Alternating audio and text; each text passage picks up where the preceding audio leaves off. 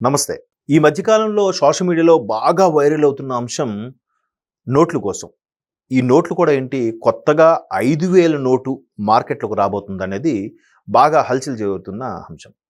అరే! 2,000 నోట్లనే already duplicate చేసేశారు. మార్కెట్‌లోకి వెళ్ళిపోయింది. దీన్ని ఎలాగైనా తగ్గించాలని విశ్వ ప్రయత్నాలు చేస్తున్నప్పటికీ 2017లో అనుకుంటా డీమానిటైజేషన్ అనేది ఇమ్మీడియేట్ ఎఫెక్ట్.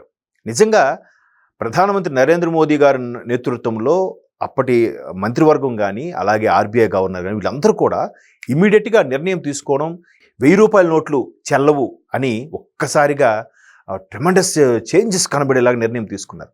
ఆ తర్వాత కొద్ది రోజులుగా 2,000 రిలీజ్ చేశారు. ఇదేంటిది 2,000 రిలీజ్ చేయడము మళ్ళీ అంటే వెంటనే దాన్ని కూడా 2,000ని ఇదేంటిది 500 నుంచి 2,000 పెట్టారు, ఇంకా ఎక్కువైపోతుంది కదా, కల్తీ నకిలీ నోట్లు ఎక్కువ అవుతాయి అనుకుంటే చాలా తెలివిగా ప్రవర్తించి 500 నోటు 1000 నోట్లు రద్దు చేసి 2,000 నోట్లని ప్రవేశించి 2,000 నోట్లు కూడా కొద్ది నెలల పాటే నడిపించి తరువాత బ్యాంకులో డిపాజిట్ చేయండి అన్నారు కానీ దాన్ని రివర్స్లో మళ్ళీ తీసుకొచ్చే ప్రయత్నం చేయలేదు. అది కూడా ఒక గడువు విధించారు. ఆ గడువు విధించే లోపు మీరు ఇంకా ఎక్కువ మీ ఇళ్లలో ఎక్కడైనా ఉంటే గనుక మీరు వెళ్ళి దగ్గరలో ఉన్న బ్యాంకుకి వెళ్ళండి, ఇంకా ఆ గడువు తీరిపోతే ఆర్బీఐకి వెళ్ళి మీరు ఒక లెటర్ ఇచ్చి మీ దగ్గర క్యాష్ ఎందుకు ఉంది, దేని ద్వారా ఇవి వచ్చింది అన్ని వివరాలు పొందుపరిస్తే అప్పుడు వాళ్ళు డిపాజిట్గా తీసుకొని మీకు క్యాష్ ఇచ్చే పరిస్థితి ఉంది, లేదా మీ బ్యాంకులో డిపాజిట్ చే అమౌంట్ పెరిగేలాగా ఆప్షన్ ఇచ్చారు. సో ఇంత కఠినమైన నిర్ణయాలు తీసుకున్నారు కాబట్టే కొన్ని లక్షల కోట్ల నకిలీ నోట్లని డిస్ట్రాయ్ చేయగలిగింది ఎన్డీఏ ప్రభుత్వం. సో దానికే చాలా ఇబ్బంది పడి ఇప్పుడు హైయెస్ట్ నోటు 500. 2,000 నోట్లు ఇంకా లేవు. ఎవరెవరు పాత ఉన్నాయో ఉంటే ఉండనివ్వండి, ఒకసారి బ్యాంకులో డిపాజిట్లోకి వెళ్తే మళ్ళీ వెనక్కి వచ్చే ఆప్షన్ లేదు. అంత కట్టుదిట్టమైన ఏర్పాట్లతో నెంబరింగ్తో సహా పర్ఫెక్ట్గా చేసిన నేపథ్యంలో మరలా 5,000 నోటు తీసుకొస్తున్నారు అని ఒక పుకారు. ఆ మధ్యకాలం మీరు అబ్జర్వ్ చేస్తే వరుసగా ఇలాగే కొత్త ₹10 నోటు, కొత్త ₹20, కొత్త ₹50, కొత్త 200 అని వచ్చి పుకారుగా వచ్చి కొన్ని 2-3 ఏళ్ల తర్వాత వచ్చింది. అది వాస్తవమే. ₹20 కొత్తది దించారు, ₹50 కొత్తది దించారు, ₹100 నోటు కొత్తది దించారు. అంటే ₹20 లైట్ దాన్ని ఏమంటారు, లైట్ గ్రీన్ అనమాట. అంటే చిలకాకు పచ్చ టైపు లైట్ గ్రీన్తో వచ్చారు. ఇకపోతే ₹50 నోటు బ్లూ షేడ్ ఉంటుంది, ₹100 నోటు పర్పుల్ షేడ్ ఉంటుంది, 200 నోటు ఆరెంజ్ షేడ్ ఉంటుంది. దానిలో కూడా చాలా మార్పులు చేర్పులు, ఆ కలర్ కోడింగ్ కూడా చాలా జాగ్రత్తగా ప్లాన్ చేశారు. ఇన్ కేసు తక్కువ నోటువి చలామణి అయినా వాడికి మిగిలేదే ఉండదు, ఏ ఇబ్బంది లేకుండా పరిస్థితుల్లో తయారు చేశారు. ప్రస్తుతానికి ఉన్న వాటిలో 500 నోటే హైయెస్ట్. అందుకే ఎంత ఇబ్బందులు అవుతున్నాయంటే ఇన్ కేసు ఎలక్షన్ క్యాన్వాసింగ్లో డబ్బులు పంచాలన్నా కూడా 500 నోటే హైయెస్ట్ నోటు కాబట్టి ఒక దగ్గరికి ఒక 10 లక్షలు పంపించాలంటే ఇంత కట్టలు ఇంత బ్యాగ్ అవుతుంది పరిస్థితి. సో దీనివల్ల ఇదొక లాభం కూడా ఉంది. పైపెచ్చు ఎన్డీఏ భాగస్వాములతో కూడిన ఈ బీజేపీ ప్రభుత్వం జిఎస్టీ అమలు చేయడం, అఫ్కోర్స్ అంతకుముందు కాంగ్రెస్ వాళ్ళు అది చేశారు, దాన్ని ఇంప్లిమెంట్ చేసింది మాత్రం ఎన్డీఏ భాగస్వామ్య పక్షాలే. ఎంత పర్ఫెక్ట్గా ఇంప్లిమెంట్ చేశారంటే ప్రతి ఒక్కరు కూడా ఆన్లైన్కి డిజిటల్ పేమెంట్కి అలవాటు పడడం వల్ల మ్యాక్సిమం ట్రాన్స్పరెన్సీని పెరుగుతుంది. అంటే పక్కాగా ట్రాన్స్పరెన్సీ ఉందని నేను చెప్పట్లేదు, ఎంతో కొంత ట్రాన్స్పరెన్సీ అనేది పెరిగింది. ఇవాళ రేపు మ్యాక్సిమం వ్యాలెట్లో చేంజ్ ఎవరు పెట్టుకోవట్లేదు, ఫోన్ ఒకటి ఉంటే చాలు అని ప్రతి దగ్గర, ఈవెన్ బస్సెస్లో కూడా వచ్చేసిందిగా. టికెట్ తీసుకోవడానికి చేంజ్ తీసుకోవాలక్కర్లే, ఆ క్యూఆర్ కోడ్ చూపిస్తే డిజిటల్ పేమెంట్ చేసి టికెట్ తీసుకోవచ్చు. అట్లా ప్రతి దగ్గర కూడా ఈ సౌలభ్యం పెట్టడం వల్ల మ్యాక్సిమం ట్రాన్స్పరెన్సీ ఉంటుంది. దీంట్లో విమర్శలు కూడా ఉన్నాయి. కిందకి చిన్న వ్యక్తులు చిన్న వ్యాపారుల దగ్గరే దోచుకునే పద్ధతి తప్ప పెద్దవాళ్ళని ఏమీ చేయలేకపోతున్నారనే ఒక అభియోగం కూడా ఉంది. సో అంటే కొన్ని జరుగుతున్నప్పుడు కొన్ని విమర్శలు వస్తుంటాయి. బట్ ఎన్డీఏ ప్రభుత్వం అలా ముందుకు తీసుకెళ్తుంది.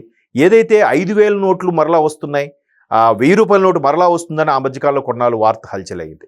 అవి ఏవీ రావట్లేదు. ఆర్బీఐ మరొకసారి కన్ఫర్మ్ చేసింది, ₹1000 నోటు లేదు, 5,000 నోటు అంతకన్నా లేదు, ఎట్టి పరిస్థితిలో దించబోము అని. ఇదిలా ఉంటే కొంతమంది ఈ అవకాశవాదులు ఈ ₹10 కాయిన్లు చెల్లవు, ఇవంతా ఫేకు, ₹20 కాయిన్లు చెల్లవు, ఫేకు అనే కాన్సెప్ట్ తీసుకొస్తున్నారు. ₹10 ₹20 నోట్లు కాయిన్సే బెటర్. ఎందుకంటే ఎక్కువగా చిల్లర వ్యాపారాలు జరిగేది ఈ ఆకుకూరలు, కూరగాయలు, పండ్లు, రోడ్ సైడ్ బిజినెస్ చేసుకునే వాళ్ళు ఈ 10-20 ఎక్కువ ట్రాన్సాక్షన్ చేయడం వల్ల అవి ఎక్కువగా నలిగిపోయి పాడైపోయే ప్రమాదం ఉంది. దానివల్ల నోట్ల చలామణి జరగట్లేదు. అందుకోసం ఆర్బీఐ మరొకసారి ఆలోచించి రూ. 10 కాయిన్లు, రూ. 20 కాయిన్లు దించింది. కాకపోతే రెండిటికి ఒకే పరిమాణం దించడం వల్ల కొంతమంది ఏజ్డ్ వాళ్ళు సరిగ్గా కనపడక దానికి ఇబ్బంది పడే పరిస్థితులు కనిపిస్తున్నాయి. బట్ ఏదైతేనే దాని మీద నెంబరింగ్ బట్టి కూడా కాయిన్స్ చలామణి అవుతున్నాయి. సో మొత్తం మీద ఆర్బీఐ ఏదైతే 5,000 నోటు దించుతోంది, పెడుతోంది అనే అంశం ఏదైతే ఉందో అది ఖచ్చితంగా ఫేక్ అని కూడా ఇవాళ ఎక్స్లో ఆర్బీఐ వారి యొక్క అభిప్రాయాన్ని తెలియజేసింది. ఇట్లాంటి వదంతులు నమ్మొద్దు. నిజంగా ఇలాంటివి ఏమైనా జరిగితే ఖచ్చితంగా మెయిన్ ఛానల్స్లో, మెయిన్ శాటిలైట్, మెయిన్ వార్తాపత్రికల్లో ఆర్బీఐ గైడ్లైన్స్ ద్వారా కానీ లేదంటే కేంద్ర ప్రభుత్వ గైడ్లైన్స్ ద్వారా రిలీజ్ చేస్తున్నట్టుకు ఒక గెజెట్ ఇచ్చి మరి దాని తాలూకా ప్రూఫ్తో పాటు పెడతారు. ఎలా యూట్యూబ్లోను సోషల్ మీడియాలో వచ్చే వాటితో మీరు నమ్మొద్దని ఆర్బీఐ మరొకసారి పునరుద్ఘాటించింది. ఎందుకంటే ఇలాంటివి పెట్టడం వల్ల సోషల్ మీడియా వేదికగా జరిగే చాలా వరకు వార్తలు నిజమైన కూడా ఫేక్ అని అనుకుంటున్నారు. ఎట్లా అంటే అదేంటి అదేదో వచ్చింది నిజమేనా, వచ్చిందట కదా, జరిగిందట కదా, ఇలా మాట్లాడాల్సి వస్తుంది. ఇలా మాట్లాడాల్సి వస్తున్నప్పుడు ఎటువంటి పరిస్థితులు వస్తున్నాయి? ఓకే, సగటు ప్రేక్షకుడు అనేవాడు యూట్యూబ్ని కానీ సోషల్ మీడియా కానీ నమ్మటం లేదు.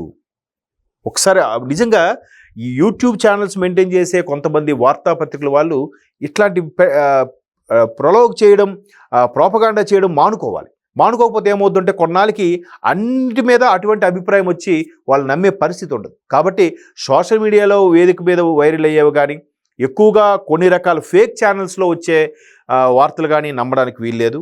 ఆర్బీఐ గైడ్లైన్స్ కానీ కేంద్ర ప్రభుత్వం అలాగే కేంద్ర ఫైనాన్స్ డిపార్ట్మెంట్ ఏదైతే ఉందో వాళ్ళు చెప్పే గైడ్లైన్స్ ప్రకారం ఏదైతే ఖచ్చితంగా ఇది ఆర్బీఐ గైడ్లైన్స్లో ఉంటుంది. ఆర్బీఐకి చెప్పకుండా ఎవరు, ఆర్బీఐయే ఫైనల్గా గవర్నర్ డిసైడ్ చేసేది. సో అలా లేకుండా ఏదో ప్రధానమంత్రి మోదీ గారు చెప్పారని చెప్పి ఎవడు రిలీజ్ చేసాడు. వాళ్ళతో చర్చించే అనుకోనే మన యొక్క మనిషి యొక్క తలసరి ఆదాయం, దేశం యొక్క ఆదాయం ఇవన్నీ క్యాలిక్యులేషన్ చేసి ఎన్ని నోట్లు ప్రింట్ చేయాలో అన్ని వరకే చేస్తారు.